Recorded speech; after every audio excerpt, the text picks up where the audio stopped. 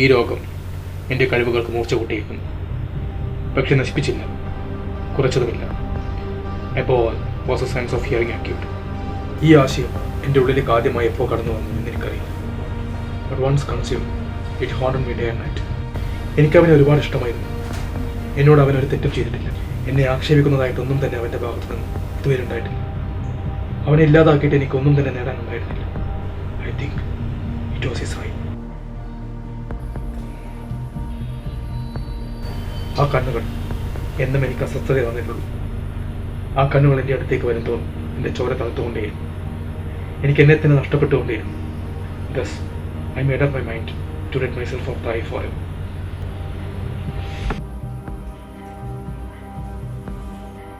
എല്ലാ രാത്രിയിലും about midnight ഞാൻ പതിയെ പോയി അവൻ്റെ റൂം തുറക്കുമായിരുന്നു. പതിയെ തല ഉള്ളിൽ കയറാൻ പാകത്തിലായിരുന്നു. കയ്യിലുള്ള മൊബൈൽ ഫ്ലാഷ് ഓൺ ചെയ്യുമായിരുന്നു. പുറത്തേക്ക് ഒരു വെളിച്ചവും പോകാത്ത രീതിയിൽ ഒരു കോമാളിയെപ്പോലെ ഞാൻ മെല്ലെ എൻ്റെ തല ഉള്ളിലേക്ക് ഞെരുക്കി. അവൻ്റെ ഉറക്കം നഷ്ടപ്പെടാത്ത രീതിയിൽ ഞാൻ വളരെ മെല്ലെ ഉള്ളിൽ കടന്നു. ഏകദേശം ഒരു മണിക്കൂറോളം സമയമെടുത്തു എൻ്റെ തല മൊത്തമായി ഉള്ളിലെത്താൻ. അതിനാൽ അവൻ്റെ ഉറക്കം നഷ്ടപ്പെടാതെ തന്നെ ഞാൻ ഉള്ളിലേക്ക് കടന്നു. ഒരു ഭ്രാന്തന് ഇത്രയും ബുദ്ധിപൂർവ്വം നീങ്ങാൻ പറ്റുമോ? 7 രാത്രികളിൽ ഞാൻ തുടർന്നു. പക്ഷേ ആ കണ്ണുകൾ അടഞ്ഞു കിടക്കുകയായിരുന്നു. അതിനാൽ എൻ്റെ ജോലി പൂർത്തിയായിരിക്കണം. എന്നെ പ്രേരിപ്പിച്ചത് അവനായിരുന്നില്ല, അവൻ്റെ ആ കണ്ണുകൾ. അതായിരുന്നു എന്നെ പ്രേരിപ്പിച്ചത്.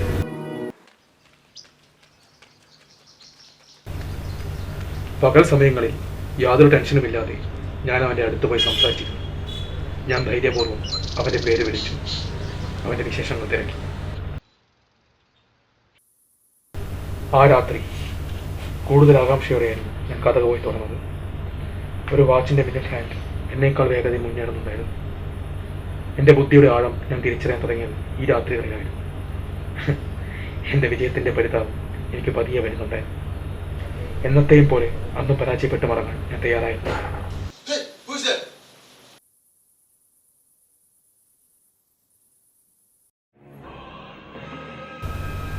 ഇപ്പോൾ ഞാൻ പിന്മാറുമെന്ന് വിചാരിച്ചെങ്കിൽ തെറ്റി.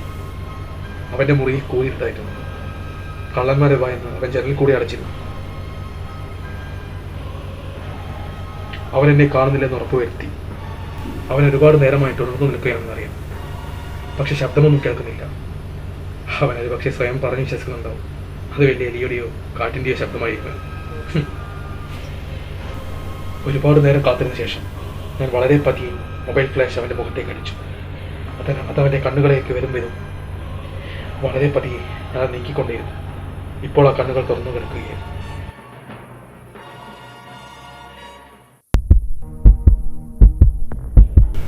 പെട്ടെന്ന് ആ ഹാർട്ട് ബീറ്റിന്റെ ശബ്ദം എൻ്റെ കാതുകളിലേക്ക് കയറി തുടങ്ങി.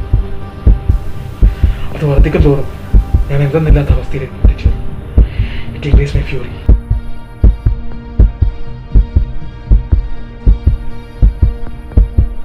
ഇപ്പോൾ ലോഹാടമുള്ള ഭീതിയുടെ ഞെരുക്കം ഞാൻ കേൾക്കുന്നു.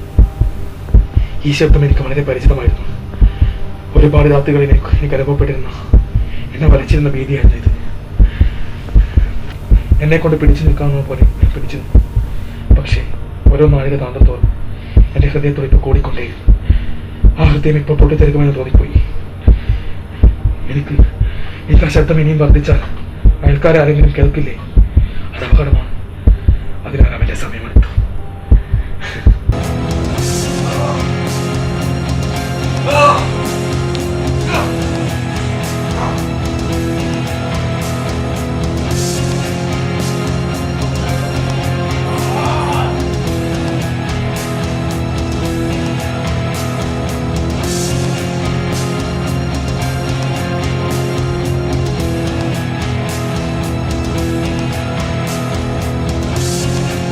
എല്ലാം തീരുമാനിച്ചത് വളരെ പെട്ടെന്നായിരുന്നു.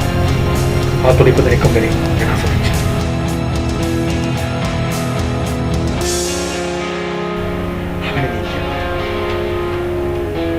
You are strong. ഈ ആ കഥകൾ എന്നെ ശല്യം ചെയ്യില്ല.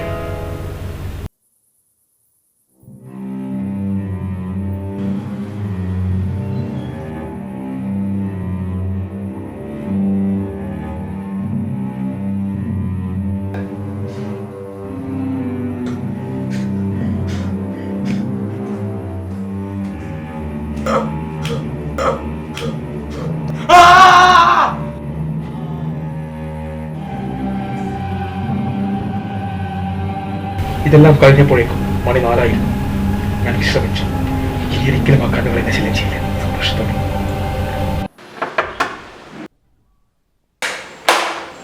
Hello, inspector Kumar, passport verification വന്നത്.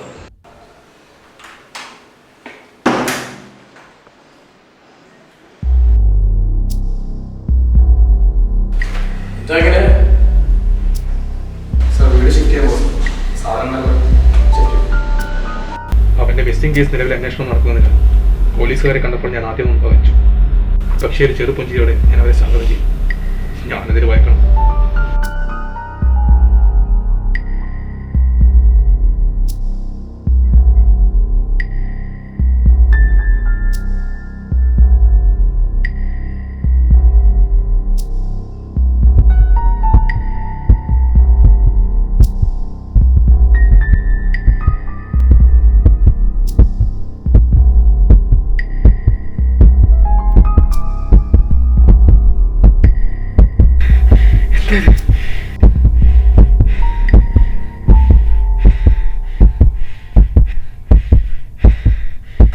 അന്ന് രാത്രി കേട്ട അതേ തുടിപ്പ് ഇതത് തന്നെ.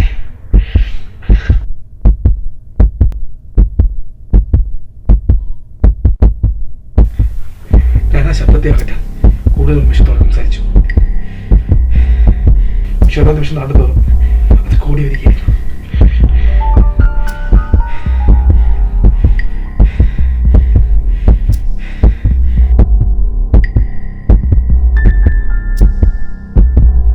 ഇതവർ കേൾക്കുന്നുണ്ടാവില്ലേ? അവരുടെ മാനസികാവസ്ഥയെ പരിഹസിക്കുക.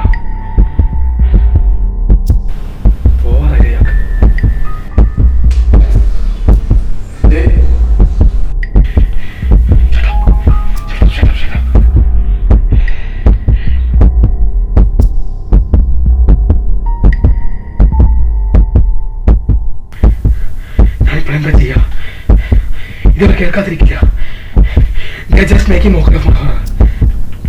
ഇല്ല, എനിക്കിത് താങ്ങാൻ കേൾക്കാൻ പറ്റില്ല. Anything was not tolerable than this situation.